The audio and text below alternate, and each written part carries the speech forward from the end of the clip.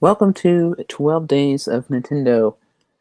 So today we have a topic that definitely affects anyone with a Switch, and that is the Joy-Cons.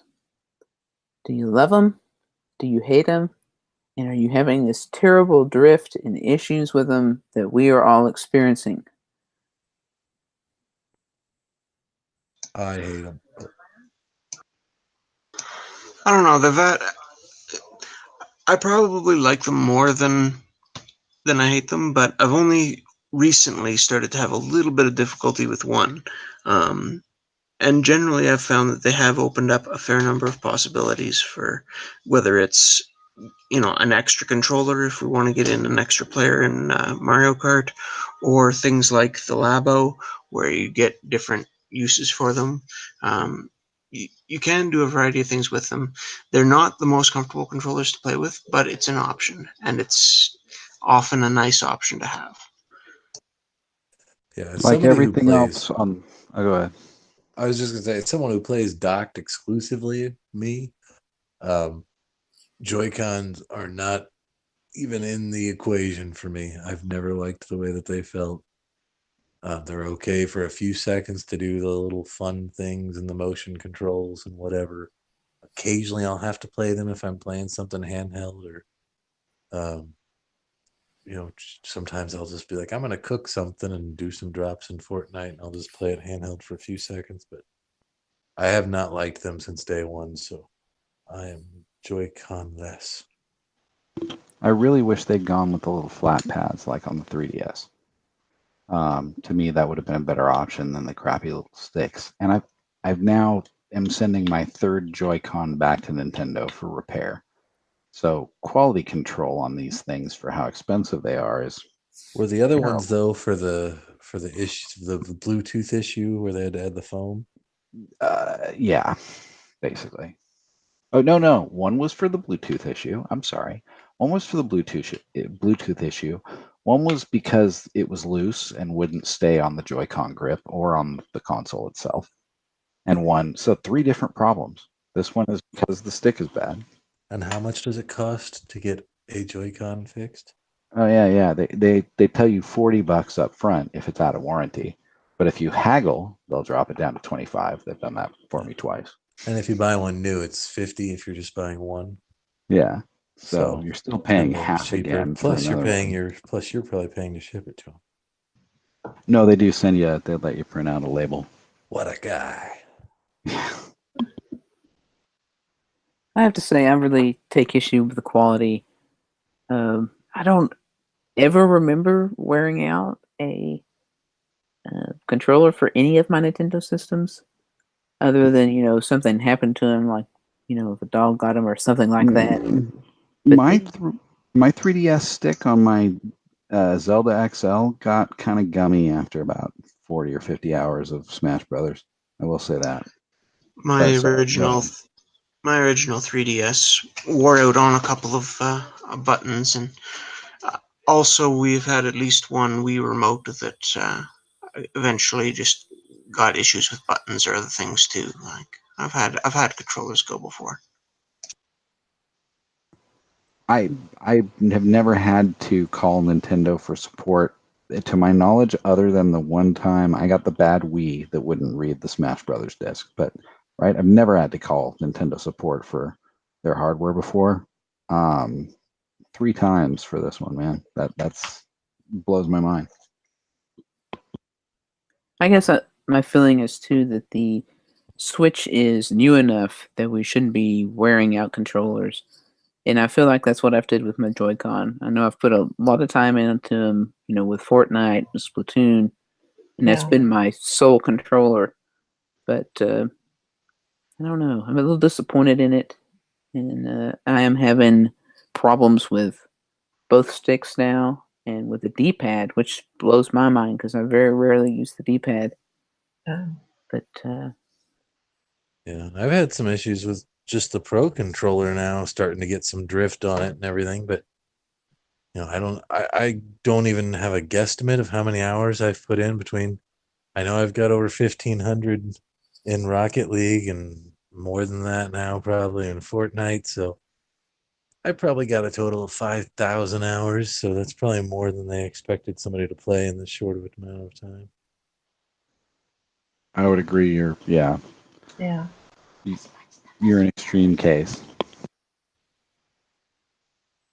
But And that's all been or primarily been on the one Pro Controller? yeah, it's all been on there. I mean, my daughter plays it handheld, so she uses the Joy-Con as her primary thing, and if she's not playing it handheld, she's using the Joy-Con grip. She just prefers the Joy-Con, but she has much smaller Perfect hands. for little hands. Yeah, exactly. But luckily, other than my first memory that I have, day one, buying the Switch, taking it home, taking it out of the box, was, boy, these feel cheap. When I picked up the Joy-Con. Yeah. Like they weigh nothing, and they just feel really thin. And I was just like, all right, I'll give it a shot. But I played with it for probably less than a week before I went out and bought the Pro Controller, and I never looked back. It's those sticks, man. For me, that's more so than the small buttons, more so the than sticks than are the the white worst. plastic and everything else. Like, to me, I don't know. I feel like they seem fancy enough. They seem, I like the way they're, the seams all come together nicely. They seem well designed and well put together. But to me, the sticks hold them back, and they're just cheap and crappy. And the other thing about it is, the sticks are what prevent it from being really pocket friendly, or at least, some kind of pouch friendly. The sticks are what get in the way. And if they had just gone with the little flat pad like on the 3DS, that wouldn't be a problem. And to me, these sticks are so poor that the you know what I mean, the little slide pad on the 3DS is not necessarily better, but comparable, and doesn't have the annoying habit of sticking up and getting in the way. And I am a little You can't surprised. click that though. Oh, And- yeah, okay. It's not and I clickable. do- Fair enough. Yeah, that's true. That's true. I do agree that the sticks do get in the way when you're transporting it and taking them around places. But overall, I do prefer the stick to the slide pads. I always had trouble with the slide pads. I'd end up at an off angle somehow. I wouldn't go straight side to side if that's what I was trying to do very easily. I put enough hours into Super Street Fighter 4 and Smash Brothers on the 3DS that I'm perfectly happy with the slide pad. No, I'm surprised no third parties have stepped up to try to offer some sort of, other than the Hori one that had the D-pad. There's not been any other control scheme off-brand controllers for Joy-Con replacement.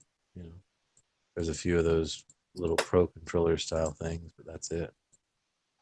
8-bit though, man. They should get right on that. Yes, touching back on the original thing of whether or not I actually like the Joy-Con, I don't mind them at all when I'm playing handheld. Mhm. It feels okay, and I have got used to playing it that way, so that might be part of it. But as soon as I take them off the Switch and put them onto a controller grip or hold them handheld, they just feel really awkward. I think the sticks and then the size of them, it's awkward. It doesn't have that natural controller feel that you feel with pretty much anything else you pick up.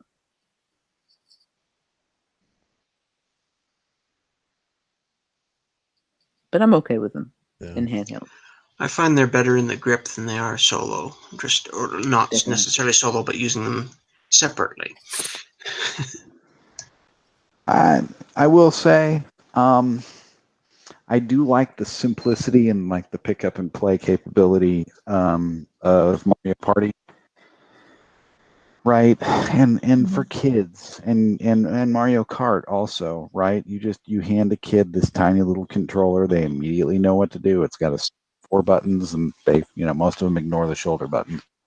I don't know. I mean, it's a great idea, and it really is a great design. It's just QA is kind of a pisser they really should have, done a better job of making sure these things weren't going to fall apart after a year, because that kind of seems to be what's happening. Yeah. Right. Yeah. And hopefully it's just first run. Right. We're in all of our cases.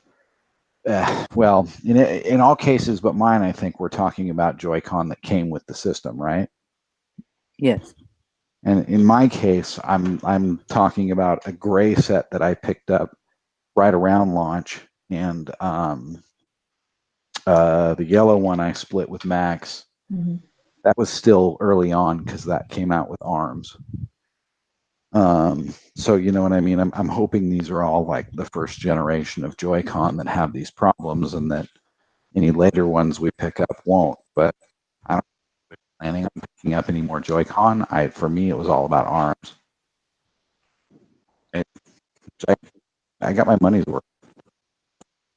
I don't know. For me too, I don't. Giving their feel and everything and their price point, it doesn't incline me to want to go out and pick up another set. They've been on sweet deals though, right? I've seen pairs go down to like 50, 60 sometimes. For me, that's what they should be. That's what they should launch. Yeah, they should. I don't know. I think they should be a little cheaper than that. I think 30 or Yeah. 40 is more than enough. And if they were $40, I'd be much more inclined to invest in another pair. I don't. $30 a piece, 2 for 60.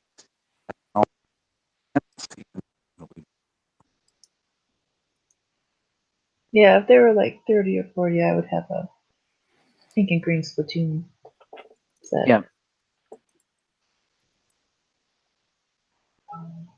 I wouldn't buy them at any price. I would buy them to replace the ones I have. I would not. I'm not into collecting 10,000 colors. But I want to bring up another quick little point on this is, do we need to see fancier Joy-Cons or flashier colors or something like that? And we've kind of quit getting new ones. I mean, we had the Pikachu and Eevee ones, but other than that, they've just been, red, yellow. The Joy-Con Pro that have a thicker, rounded back and bigger sticks, or the Joy-Con Home Play.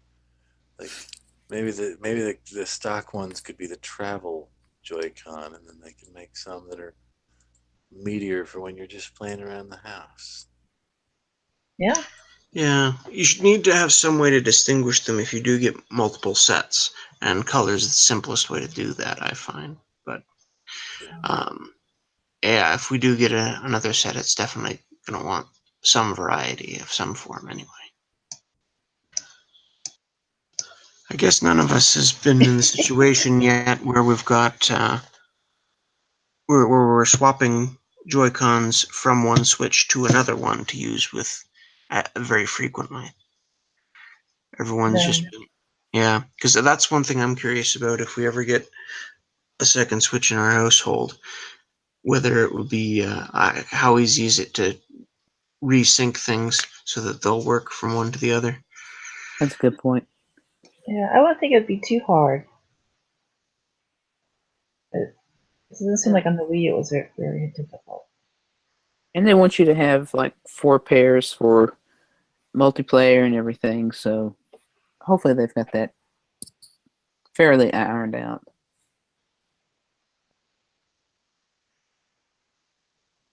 All right, well, I'm going to wrap it up here. Thank you for joining us for another 12 days of Nintendo.